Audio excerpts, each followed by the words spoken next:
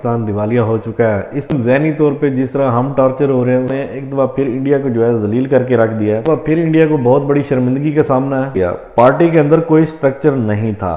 خان کو طلاق نہ دی تو آپ کبھی بھی وزیر اعظم نہیں بن سکیں گے. بیسیکلی خفیہ رکھا ہے اور عام و نشان بھی نہیں ہے. آپ نے کبھی سنا کہ ذلیل ہو کر نکل چکی ہے؟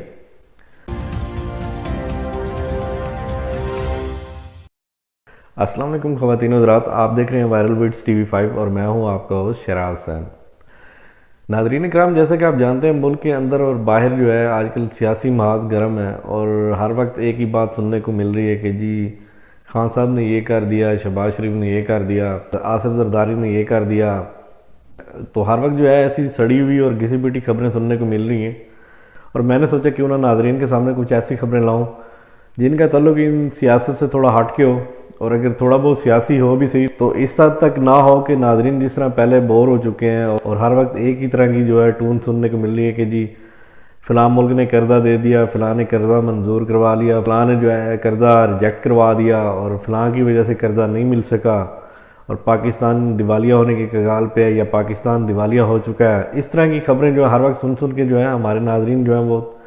تقریباً ذہنی طور پہ جس طرح ہم ٹارچر ہو رہے ہیں اسی طرح ٹارچر ہو چکے ہوں گے. تو آج کی جو مختلف خبریں لانے کا مقصد یہ ہے کہ تھوڑا بہت آپ کے چہروں کے اوپر سمائل لانا اور تھوڑی بہت آپ کو ڈیفرنٹ ٹائپ آف نیوز جو ہے وہ پرووائڈ کرنا ہے. ظاہری سی بات ہے، میں ایک صحافی ہوں اور صحافی کا کام ہے ہر طرح کی خبریں عوام تک پہنچانا. اس لیے ہو سکتا ہے کہ یہ خبریں شاید آپ تک جو ہے مجھ سے پہلے پہنچ چکی ہوں، لیکن میں نے ضروری سمجھا کہ ایک دفعہ پھر جو ہے میں یہ خبریں آپ تک پہنچاؤں اور آپ کی نالج میں تھوڑا بہت اضافہ کر سکوں. ناظرین کرام، جو پہلی خبر ہے وہ اس وقت انڈیا سے ہے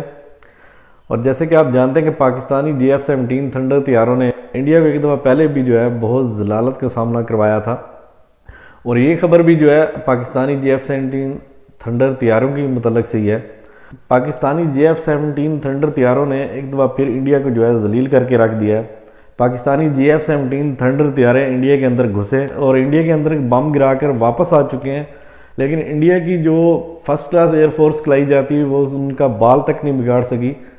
اور ایک دفعہ پھر انڈیا کو بہت بڑی شرمندگی کا سامنا ہے اور ذلالت کا سامنا ہے، اور انڈیا کا اپنا میڈیا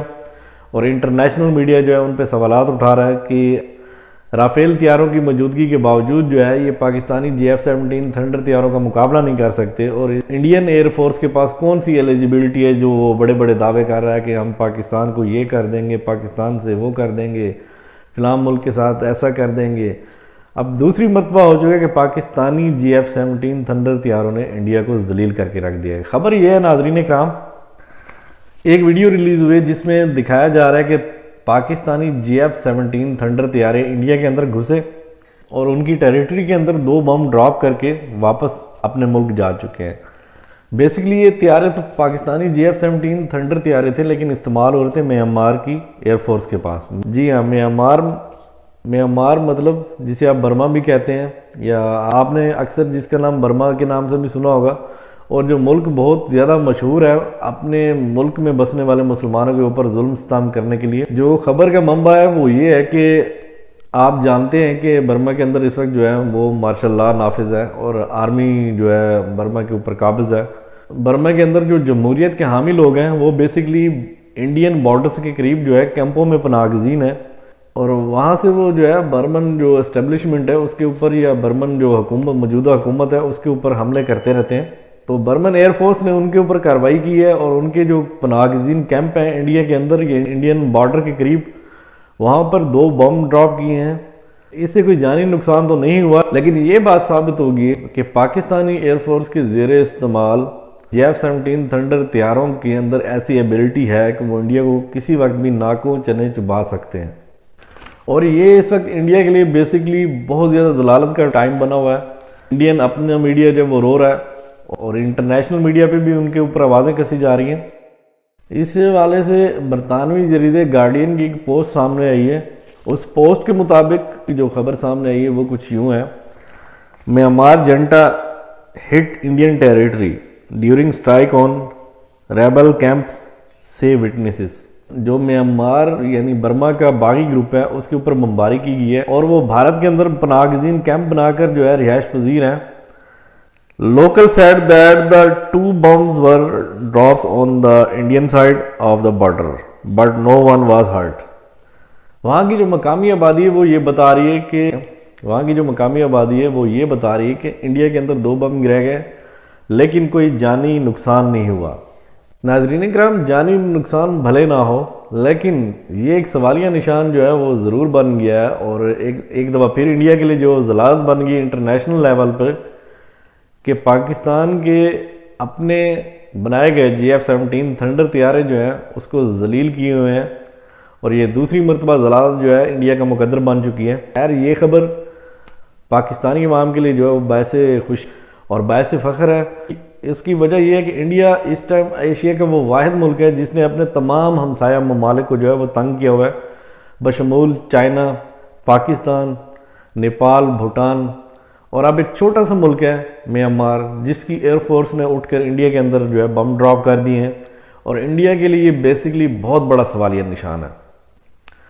اب بڑھتے ہیں نیکسٹ خبر کی طرف. نیکسٹ خبر جو ہے وہ پاکستان کے اندر سے ہے اور تھوڑی بہت جو ہے سیاست سے ریلیٹڈ ہے. ناظرین کرام، آپ میں سے اکثریت جو ہے علیم خان کو بہت اچھی طرح جانتی ہوگی اور جاوید چودھری صاحب سے بھی جو ہے بہت اچھی طرح واقف ہوگی. تو ایک جاوید چودھری صاحب کا ایک کالم سامنے آیا جس میں انہوں نے علیم خان صاحب کے ساتھ ہونے والی بات چیت کے متعلق تھوڑے سے جو ہے کچھ تحریر درج کی ہے، اور تحریر کچھ یوں ہے. جاوید چودھری صاحب لکھتے ہیں کہ علیم خان صاحب کہتے ہیں، عمران خان نے مجھے پی ٹی آئی میں شمولیت کی دعوت دی اور میں شامل ہو گیا. پارٹی کے اندر کوئی سٹرکچر نہیں تھا. پارٹی میں بڑے بڑے نام ہیں لیکن کوئی شخص بھی پارٹی پر 1 روپیہ بھی خرچ کرنے کو تیار نہیں تھا. شاہ محمود قریشی، اسد عمر، حامد خان، عارف علوی اور عمر سرفراز چیمہ، آپ کسی سے بھی پوچھ لیں کیا اس نے کبھی پارٹی کو 1 لاکھ روپیہ بھی دیا ہے؟ یہ سارا بوجھ صرف اور صرف 2 لوگوں پر تھا، جہانگیر ترین اور علیم خان. عمران خان کی گاڑیاں، سیکیورٹی اور باقی اخراجات میں برداشت کرتا تھا، اور ان کے پاس 2 بلٹ پروف گاڑیاں تھیں. بلیک ترین صاحب کی تھی اور وائٹ میری. گارڈز اور سیکیورٹی کی گاڑیاں میری تھیں. جہاز ترین صاحب کا سوال ہوتا تھا. 2018 کے الیکشن سے قبل اسٹیبلشمنٹ سے جتنی بھی میٹنگ ہوتی تھی وہ میرے گھر پہ ہوتی تھی، اور میرا گھر جو ہے وہ بیسیکلی عمران خان کے قبضے میں ہوتا تھا. اس میں علیم خان صاحب جو ہیں وہ 2 دعوے کر رہے ہیں. نمبر 1 یہ کہ جتنے بھی اخراجات جو ہے پارٹی کے اندر ہوتے تھے وہ میں اور جہانگیر ترین صاحب برداشت کرتے تھے. عمران خان صاحب یا باقی پارٹی ممبران کا اس میں کوئی کنٹریبیوشن یا کوئی شمولیت نہیں ہوتی تھی. اور دوسرا وہ یہ کہہ رہے ہیں کہ میرا جو ذاتی گھر تھا وہ عمران خان کے قبضے میں تھا، اور وہ اپنی ذاتی جو میٹنگز ہوتی تھیں یا پارٹی میٹنگز ہوتی تھیں ان کے استعمال کے لیے جو ہے استعمال کرتے تھے، اور انہوں نے بالکل ایک قبضہ کیا ہوا تھا اس کے اوپر. مگر یہیں پہ ایک تیسرا جو دعویٰ ہے وہ بھی سامنے آیا ہے، اور تیسرا دعویٰ جو ہے وہ بیسیکلی ریحام خان کی طلاق کے متعلق سے ہے. تو علیم خان صاحب جو ہے وہ یہ دعویٰ کر رہے ہیں کہ یہ جو طلاق ہے یہ بیسیکلی 2 لوگوں کی وجہ سے ہوئی ہے. Number 1 Bushra be be, number 2 جو ہے وہ شوکت قادری صاحب. بشرا بی بی نے عمران خان سے کہا تھا اگر آپ نے 24 گھنٹے میں طلاق نہ دی تو آپ کبھی بھی وزیر اعظم نہیں بن سکیں گے، جبکہ شوکت قادری نے کہا تھا کہ ریحام تمہیں سوٹ نہیں کرتی، اور یوں طلاق ہو گئی. اور بیسیکلی جاوید چودھری صاحب اپنے ایک کالم میں یہ بات لکھ رہے ہیں کہ علیم خان صاحب نے یہ دعویٰ کیا تھا ریحام خان اور عمران خان صاحب کے درمیان جو طلاق ہوئی تھی وہ بیسیکلی اس کے پیچھے 2 لوگ تھے، ایک بشرا بی بی اور دوسرا شوکت قادری صاحب. بشرا بی بی نے یہ کہا تھا کہ اگر آپ نے 24 گھنٹے کے اندر ریحام خان کو طلاق نہ دی تو آپ کبھی بھی وزیر اعظم نہیں بن سکیں گے.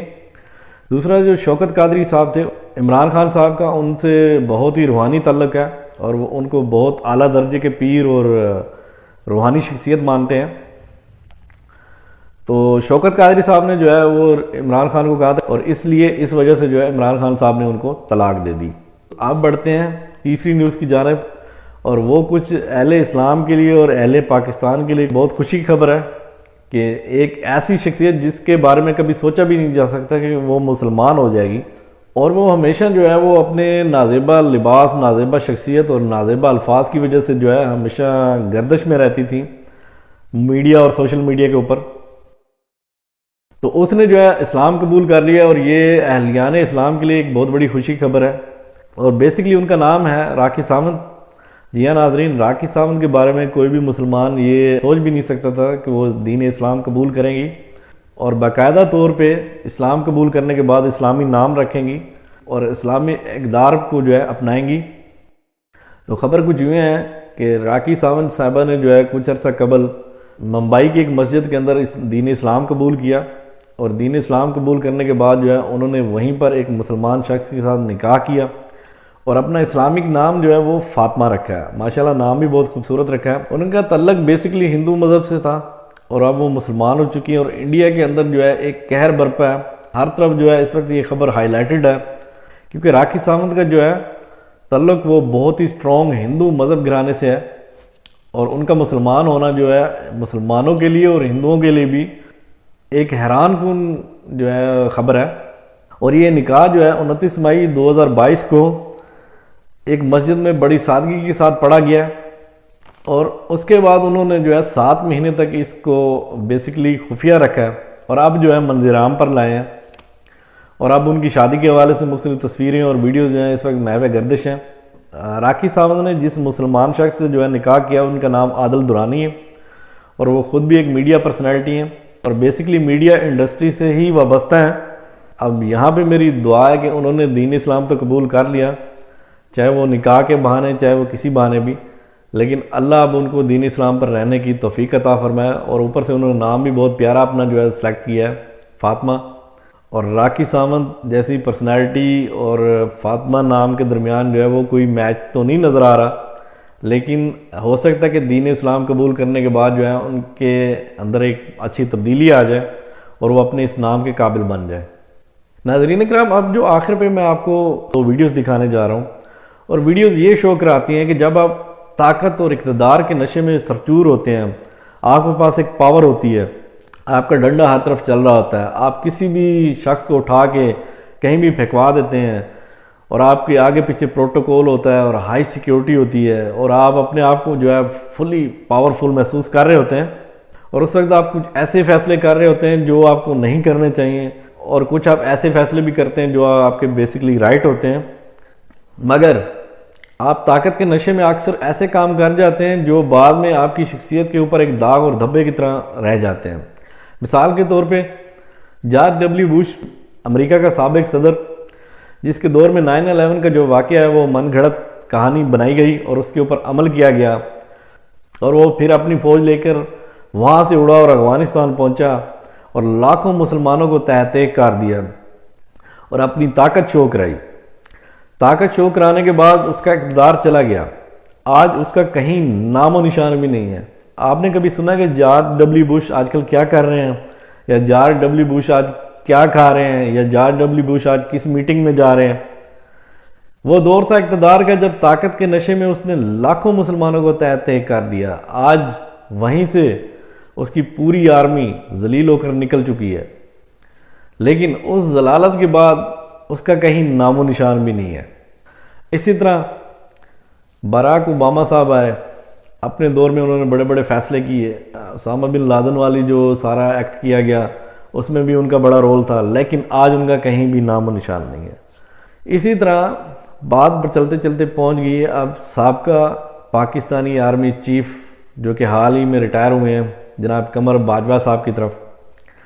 ان کی ایک ویڈیو میں آپ کے سامنے پہلے رکھ چکا ہوں کہ کس طرح وہ طاقت کے نشے میں جو ہے وہ پاکستان میں گھوم رہے ہیں اور ہر بندے کو ڈنڈے کے زور پہ سیدھا کیا ہوا ہے، لیکن اب ان کی ایک حالیہ ویڈیو سامنے آ رہی ہے، اور اس ویڈیو میں آپ کو کیا بتاؤں، جب انسان کے پاس طاقت اور پاور چلی جاتی ہے تو اس کا حال کچھ یوں ہو جاتا ہے، کہاں وی آئی پی پروٹوکولز، کہاں سیکیورٹی، کہاں آپ باہر کے ملک کے دورے کرتے اور آپ کے آگے پیچھے پاکستانی سیکیورٹی اور انٹرنیشنل سیکیورٹی، اور اب آپ جو ہے سڑکوں کے اوپر جو ہے وہ تنہا جو ہے بغیر سیکیورٹی کے گھوم پھر رہے ہیں۔ اب آپ کو رسک بھی کوئی نہیں ہے، اس وقت آپ کے اوپر رسک تھا کیونکہ اس وقت آپ کے پاس طاقت بے تحاشا تھی اور آپ اس کو کہیں بھی استعمال کر جاتے تھے۔ آج اس طرح کی کوئی بھی چیز آپ کے پاس اویلیبل نہیں ہے، نہ کوئی آپشن اویلیبل ہے، اور آپ سڑکوں پر تنہا جو ہے عوام کے سامنے گھوم پھر رہے ہیں۔ بہت اچھی بات ہے، سادگی آپ نے اپنائی، لیکن یہ ایک لمحہ فکری ان لوگوں کے لیے بھی ہے جو اپنے دور اقتدار میں طاقتور ہونا شو کراتے ہیں اور مظلوم عوام پر ظلم ڈھاتے ہیں۔ یا کچھ ایسے فیصلے کر دیتے ہیں جو ماضی میں ان کے کردار کے اوپر جو ہے ایک دھبا سا لگ جاتا ہے۔ ان تمام موجودہ طاقتور لوگوں کو یہ سوچ سمجھ کے قدم اٹھانے چاہیے کہ ایک دن ان کے پاس یہ طاقت نہیں رہنی، اور طاقت صرف اللہ تعالیٰ کی ہے۔ اس کے بعد ذلت و رسوائی جو ہے ان کا مقدر بن جاتی ہے، اور اسی طرح کی سادہ ماحول میں جو ہے انہوں نے اپنی بقیہ لائف گزارنی ہوتی ہے، جہاں پہ کئی جنرل پرویز مشرف جو پاکستان کا ایک طاقتور ترین شخص تھا اور پورے پاکستان پہ حکمرانی کرتا تھا، اور کہاں اب جنرل پرویز مشرف ہے وہ پاکستان کے اندر آ بھی نہیں سکتا، اور اس قدر بیماری اور لاغر پن کی حالت میں بھی۔ اب پاکستان سے اٹھ کے کچھ لوگ جو ہے ریکویسٹیں کرتے ہیں کہ ان کو واپس پاکستان لایا جائے، ان کی جو آخری ایام ہے وہ یہاں پہ گزرے، لیکن جب وہ پاور اور اقتدار میں تھے تو کسی شخص نے یہ نہیں سوچا ہوگا کہ ایک دن پرویز مشرف کا یہ انجام بھی ہونا ہے، اور انہوں نے خود بھی نہیں سوچا ہوگا۔ تو یہ تمام طاقتور لوگوں کے لیے جو ہے وہ لمحہ فکریہ ہے۔ اگر آپ میرے چینل پر نئے ہیں تو پلیز کائنڈلی میرے چینل کو سبسکرائب کر دیں اور بیل کے آئیکن کو دبانا مت بھولیے، تاکہ ہم میری ہر نئی آنے والی ویڈیو جو ہے آپ تک پہنچ سکے، اور میری ویڈیو کو لائک اینڈ شیئر ضرور کر دیجئے گا تاکہ میری ہمت بڑھتی رہے اور میں آپ کے سامنے اسی طرح کی خبریں یا اسی طرح کے ولاگز لاتا رہوں۔ یہیں پہ اپنی ویڈیو کو کرتے ہیں اینڈ، اور مجھے دیجئے اجازت، ملیں گے انشاءاللہ نیکسٹ ویڈیو میں۔ اللہ حافظ۔